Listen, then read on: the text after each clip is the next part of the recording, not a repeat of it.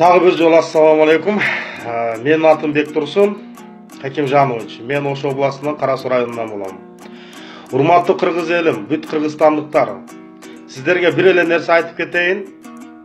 Мына 25 жылдан бери алтын тон абишайт этип эле келатышат. Депутатыңыздар деле, президентиңиздер деле. Ой, мен анты үрем, ай мен мынты үрем деп. Урматтуу депутаттар, кыргыз элине эмне кылдыңар? Үйүңөргө кирсе бүт кыргыздын үйүндө жок нерселер бар. Балдарыңар бүт Европада окуйт. Уятты. Кыргызстандын жолун качан оңдойсуңар? Мен шаарга барсам, мекенимди сагынып, уяламын, Айтайм эмне үчүн?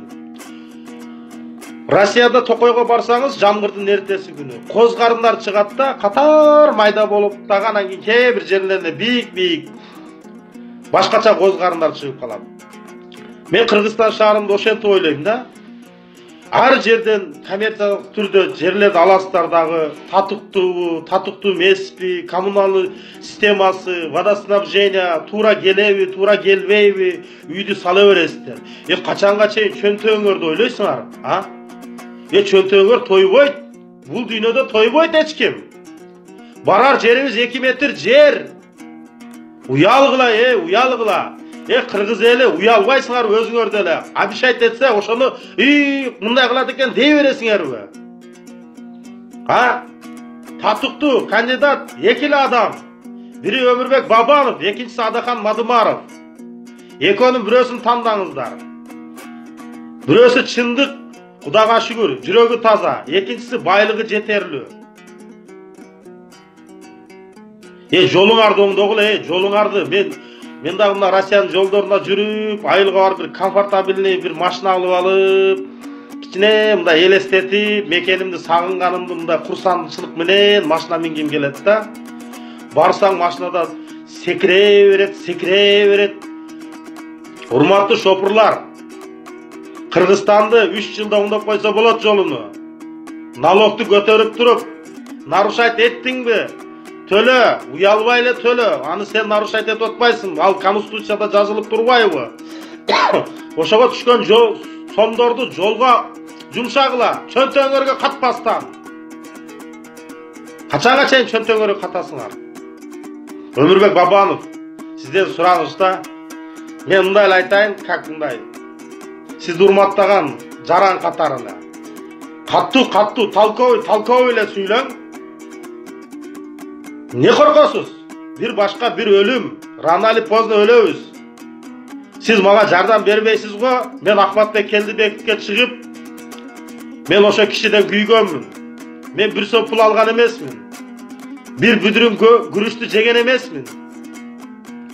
Мен камалып чыктым, камакта жаттым, пулумду бердим. Москвада Кудайга шүгүр бизнесим бар эле. Ошодон бери айрылдым. Мен көчөдө калдым. Кудайга миң калашыр, Алла Таала ден соолугумду берип атат, мен иштеп жүрөмүн. Тиричилигим өтүп атат. Бирок мага эч ким жардам бере албайт. Просто кыргыз эли үчүн, Кыргызстандын мекеним үчүн кичине чын жүрөктөн иштеп коюңуздар. Ошол эле сураныч. Анан эли журт Ахматбек Келдибековичке вообще ишенбегиле. Ал адамдын уругу эмес. Кышта мени 4 саат күттүрүп коюп, машинасына бекинип качып кетип калган. Мен Бишкекте улакта издеп жүрүп барганмын. Мен токтомумду көрсөтүп, урматтуу Ахматбек Келдибекович, мен жол кирам жок, 7-8 жолу белет калып күйдүм. Уча албай. Мага көп болсо бир $500 карыз берип туруң, күзгө чейин үзөрмүн десем, азыр улак бүтсүн, чечишебиз деди да качып кетип калган. Уяты жок киши ол. Ишенбегиле аны. Сууга апарып сугарбай келет.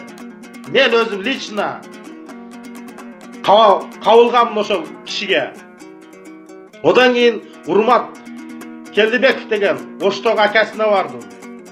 Барсам 500 сом чыкпай койду. Чында мен 100 сомго зар болуп жүрдүм. 100 сомго зар болуп жүрдүм. Ошо Кыргызстаным деп.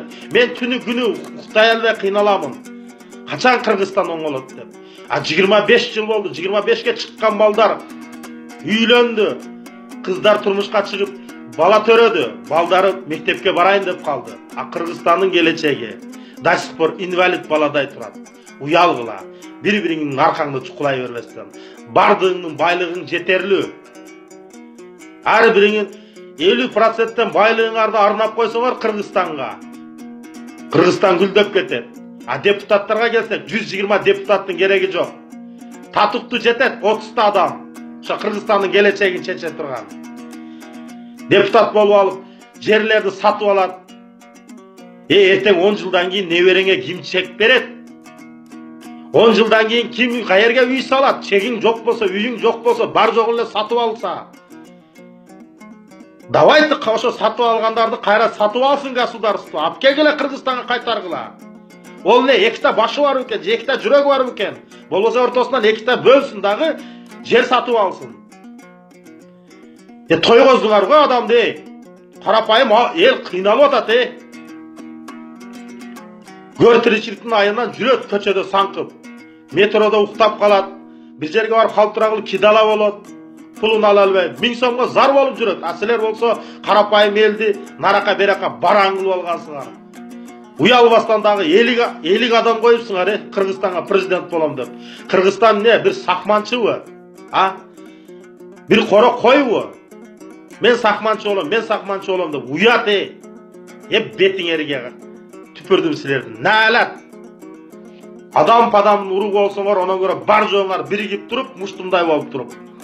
Үйдө батыр, жоодо жоксуңар бардыгын. Кыргызстанда бирөөнүн башын алып коюп, бирөөнү атып коюп. Канчалаган патриот эр жигиттерибиз өлүп кетти. Эми калгансып, өзбек кыргызды жедиңер, дагы баштайын деп атасыңарбы? Эгерде Өмүрбек Бабановдун сөзүн айткан болсо, кечиресиңер, ал андай деген сөз айткан жок, мен оюмча. Ал менин личный мнением. Эңкейбегиле, бийик болгула деди. Рахмат көңүл бурганыңыздар үчүн.